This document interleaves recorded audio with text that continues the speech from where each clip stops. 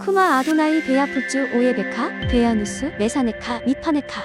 여호와여 일어나사 주의 대적들을 흩으시고 주를 미워하는 자가 주 앞에서 도망하게 하소서. 샬롬, 생각하는 성경 홀리함입니다. 오늘의 말씀에는 속죄제와 속건제에 대한 설명이 되어 있습니다. 속죄제의 경우에는 레위기 4장에 속죄를 드리는 사람의 지위에 따라서 예물이 달라진다고 기록이 되어 있는데요.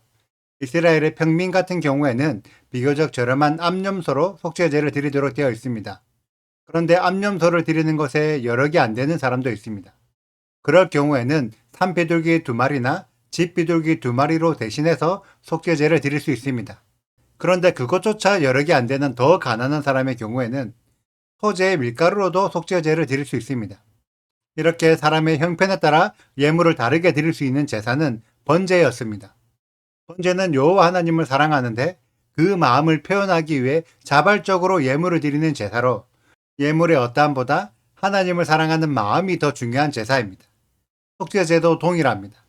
속죄의 제물을 드리는 것이 중요한 것이 아니라 죄로 인해 하나님과의 관계가 끊어진 것을 애통해하며 다시 관계를 회복하고자 하는 하나님에 대한 애착이 더 중요합니다. 그런데 가난하다고 해서 하나님의 관계를 회복할 수 없다면 그것은 속죄제가 의도한 바가 아닙니다. 그래서 가난한 자들도 얼마든지 작은 예물이라도 드려서 자신의 죄를 회개하고 다시 하나님과 연결될 수 있게 하셨습니다.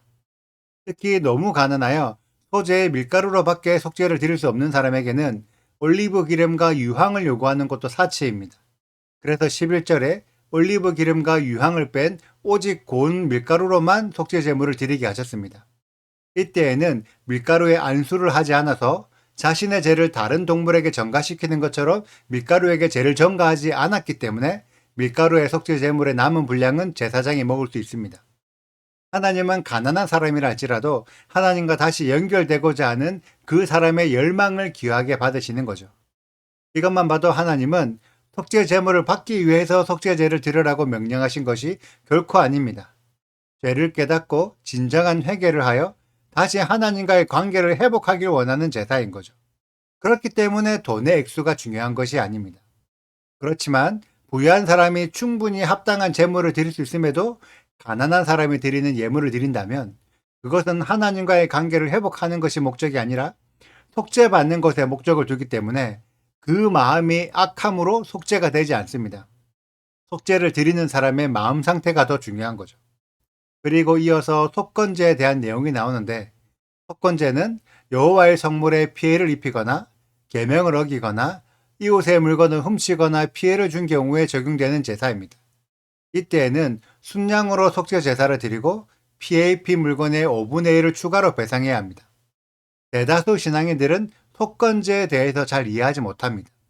대부분의 교회에서는 그냥 물건의 손해를 배상하는 제사라고 생각하고 있죠.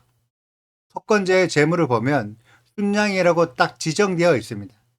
속죄제의 경우에서 순양은 이스라엘의 지도자들이 속죄하는 예물이고 평민의 경우에는 암염소로 속죄합니다. 그런데 속건제에서 순양으로 지정되어 있다는 것은 속건제가 그만큼 무거운 죄를 속죄하는 제사라는 것입니다. 15절의 한글로는 여호와의 성물에 대하여 범죄했다고 기록이 되어 있는데 성물의 단어는 코데시로 거룩함 또는 성소를 의미합니다. 이 말은 여호와의 거룩함을 무시하거나 성소의 질서를 깨뜨리는 범죄를 일으켰다는 말입니다.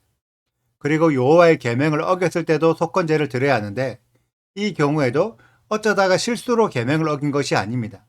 여호와의 질서를 인정하지 않기 때문에 의도적으로 계명을 어기는 것입니다.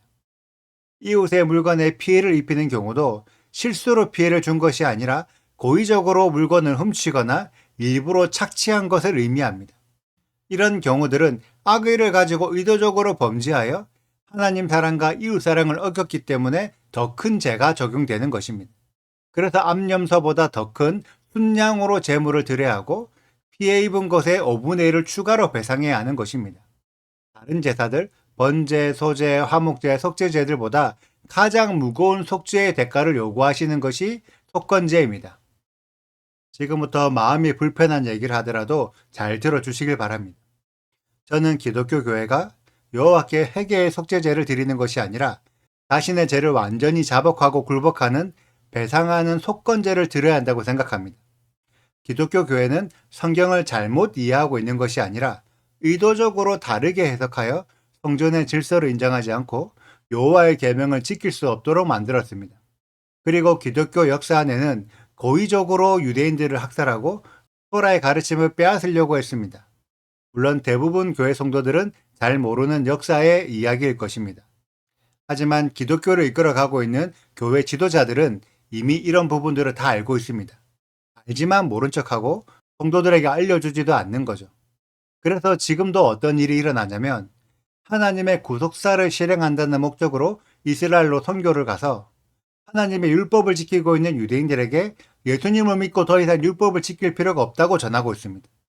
하나님의 가르침인 토라를 버리고 사람의 가르침인 기독교의 교리를 따르라고 유대인들에게 요구하고 있습니다.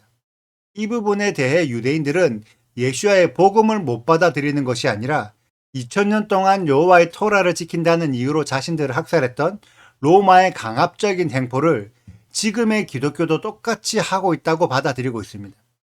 예수님께서 율법을 안 지켜도 된다고 가르치셨던 것도 아닌데 예수님의 가르침을 잘못 해석한 기독교인들이 아무도 율법을 안 지키고 여호와의 절기도 무시하기 때문에 그런 기독교인들을 보면서 유대인들은 예수님이 여호와의 토라가 아닌 다른 이방신의 우상 숭배를 가르친 랍비 이단이라고 생각하고 있습니다.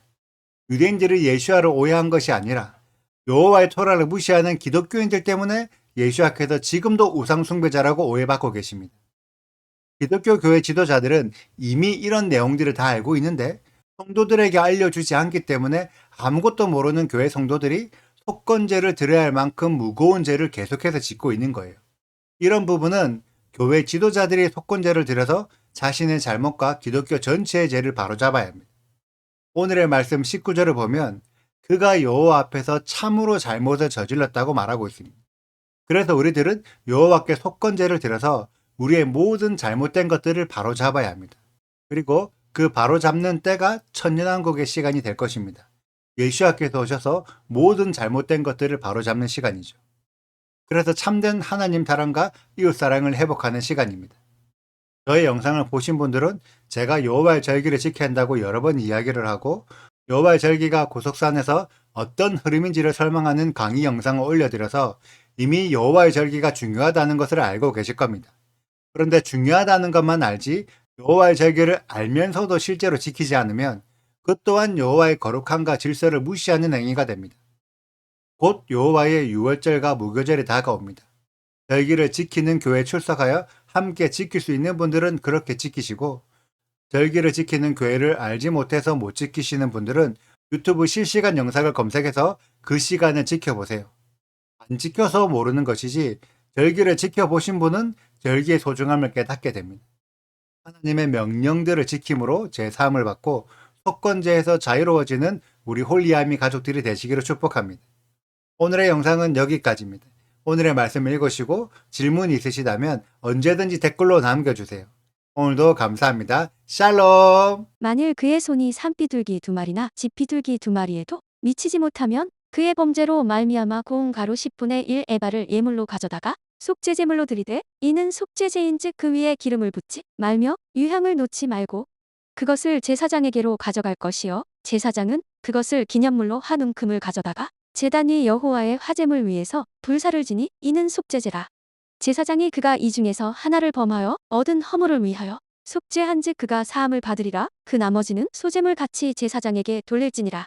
여호와께서 모세에게 말씀하여 이르시되 누구든지 여호와의 성물에 대하여 부지 중에 범죄하였으면 여호와께 속건제를 드리되 내가 지정한 가치를 따라 성소의 세겔로 몇 세겔 은에 상당한 흠 없는 순양을 양떼 중에서 끌어다가 속건제로 드려서 성물에 대한 잘못을 보상하되 그것의 5분의 1을 더하여 제사장에게 줄 것이요 제사장은 그 속건제의 순양으로 그를 위하여 속죄한즉 그가 사함을 받으리라.